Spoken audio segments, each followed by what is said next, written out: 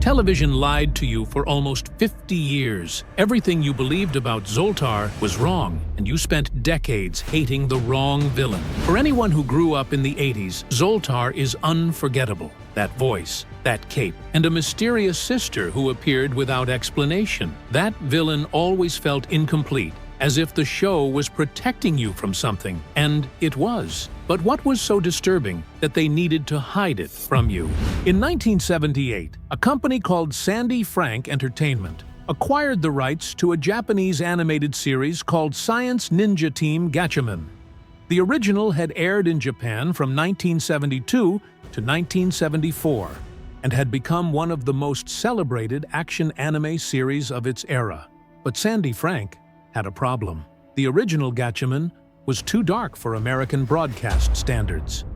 It contained violence, sacrifice, and a central villain whose story was unlike anything Western animation had attempted before. So they made a decision that seems absurd today.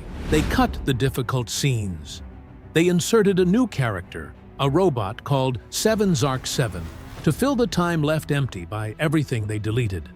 They renamed every character, smoothed every edge, and released all of it on local American stations as Battle of the Planets. What they could not do was erase the original story, and that story begins in a place no American production in 1978 would have been willing to show.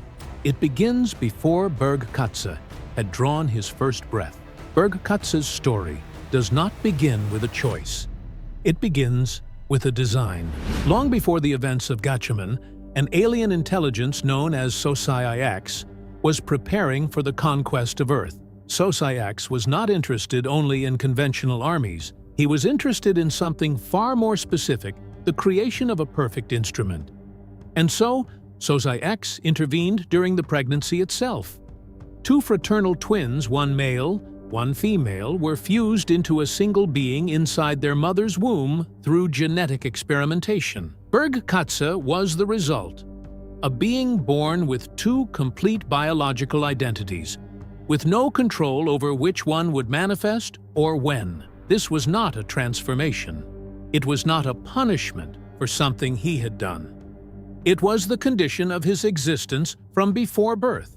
But there is something even stranger. The series leaves implicit that Sosai X had designed this deliberately, not as a side effect, as the foundation, which makes it possible to interpret Berg Katze as a living weapon built upon a biological contradiction he could never resolve, with no say in what he was or what he would become. What kind of story begins before its protagonist has drawn his first breath? And that is exactly the story Sandy Frank Entertainment had in their hands in 1978. And that is exactly the story they decided to bury. But the way they buried it is what no one expected. Sandy Frank had a very specific problem with Berg Katze. His dual biological identity was impossible to explain to an American audience in 1978. So they made a decision that today seems almost ironic. They split the character in two. Zoltar became the masked commander you recognized, and his supposed spirit sister was given a new name, Mala Latroz. And there is the detail no one noticed for 50 years. Latroz is an anagram of Zultar. They took the most disturbing element of the original character and hid it inside a name that almost no viewer would ever decode. The signal was there in plain sight since 1978, waiting. And now that you know what they hid inside that name, the real question is this: what was in the original story that frightened American television so much that they had to erase not just the scenes, but the villain's very identity? The answer lies in what Berg Katze knew about himself. The series seems to suggest that he understood what had been done to him, and what many fans see in his behavior is that Berg Katze could never refuse, not out of cowardice, because the mission was the only identity he possessed. Sosai X had given Berg Katze his reason to exist, his definition of himself, and in doing so, ensured that he could never exist for anything else. This is not a conventional animated villain.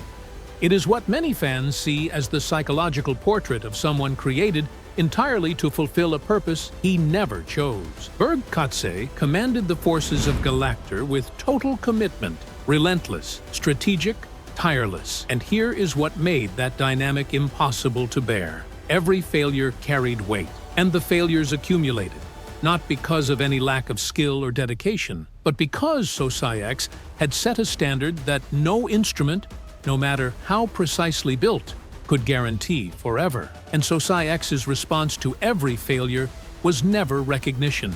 It was pressure, always more pressure. And then we arrive at the decision that defines everything. After years of operations against the Science Ninja Team, after everything Berg Katze had given in service of the conquest Sosai X had promised, Sosai X made a decision. He discarded him, not with confrontation, not with any acknowledgement of what Berg Katze had sacrificed. With total indifference, the being around whom Berg Katze had structured his entire existence simply moved on without him. Instruments that have served their purpose are not thanked. They are replaced. What does a weapon do when it realizes it was never made to survive the ending? In that moment, the truth of Berg Katze's entire life became impossible to deny. There was no loyalty waiting on the other side of all that service. There never had been. He had been created to be used, designed before birth for a purpose he never chose, shaped into something he could never escape. And when the use ran out, there was nothing left underneath. No identity that Sosai X had not built.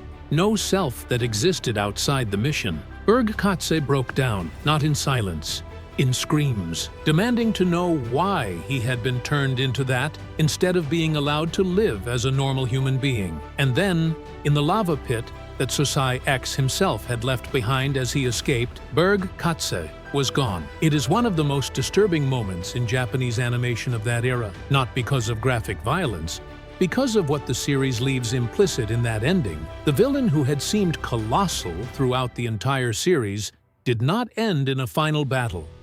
Not in a confrontation with the heroes who had fought against him for years. He ended alone, screaming, in the hole left behind by the escape of the one who had created him.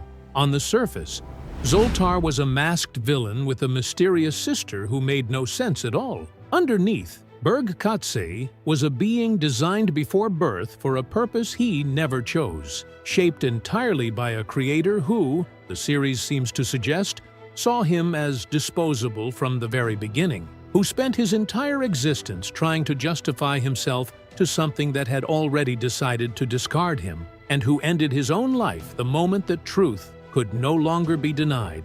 The animated series told us the basics. The original told us the truth. If this video made you see a character you thought you already knew in a completely new light, share it with someone who grew up watching Battle of the Planets.